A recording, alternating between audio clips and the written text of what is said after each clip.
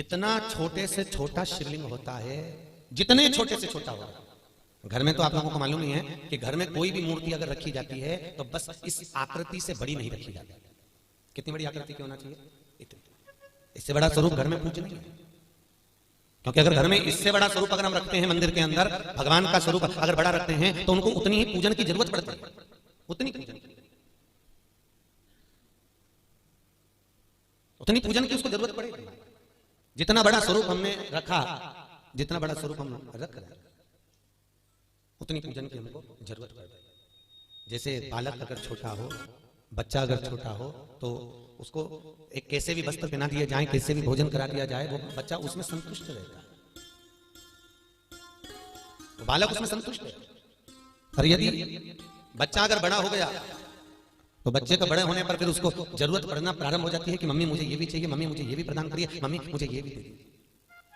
मंदिर में जितने छोटे से छोटी मूर्ति होती है उसकी सेवा का क्रम हमारे शास्त्र कहते हैं उनको सहज सेवा का भाव वर्णित है। हम जैसी सेवा करना चाहें, हमने 2 दिन भोग लगाया नहीं लगाया, हमने मिश्री रख दी ठीक है, हमने चिरौंजी रख दी ठीक है, हमने बेलपत्र 1 दिन चढ़ाया 10 दिन नहीं चढ़ाया चलेगा, हमने अक्षत चढ़ाया बाकी के नहीं चढ़ाया चलेगा। जितना छोटा स्वरूप होगा उसको आप जैसे भजोगे, जितने छोटे स्वरूप को आप जिस स्मरण में रमोगे वो वैसा ही अनुकूल हो जाएगा। और जब बड़े स्वरूप की हम पूजन करना चालू करते हैं तो उसको बड़े पूजन जैसा भाव वर्णित है हमारा, उसको वैसा चाहिए, उसको वैसा प्रदान किया जाए। तो शास्त्र कह रहा है 1 अंगुष्ठ के बराबर आकृति हमारे घर में पूज्य है। और याद रखना, चाहे आपके घर में गणेश जी हो, चाहे आपके घर में देवी जी हो, चाहे आपके घर में लक्ष्मी जी हो, चाहे आपके घर में शंकर जी हो, कोई भी देवी देवता यदि आपके घर में है तो वो मूर्ति पोली नहीं होना चाहिए। कैसी नहीं होना चाहिए?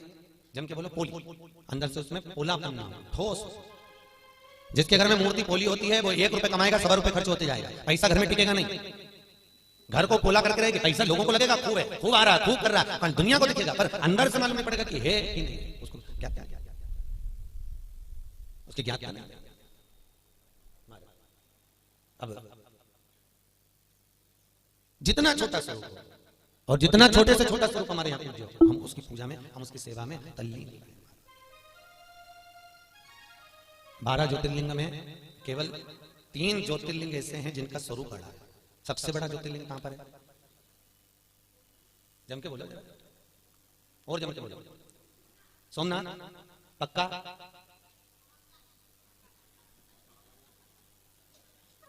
शिवलिंग की आकृति कहां सबसे बड़ी है 12 ज्योतिर्लिंग में से? केदारनाथ, बिल्कुल सही है, जोरदार ताली बजा। कहां पर है? केदारनाथ। और केदारनाथ के बाद में सोमनाथ, और सोमनाथ के बाद में 3 स्वरूप। आकृति की विशालता है, स्वरूप की वृद्धि है। भगवान जितने बड़े विग्रह में बैठे हुए हैं और जितने बड़े विग्रह में भगवान बैठे हुए हैं उतनी सेवा का क्रम में उसको प्रखरता चाहिए, हमारा प्रबलता।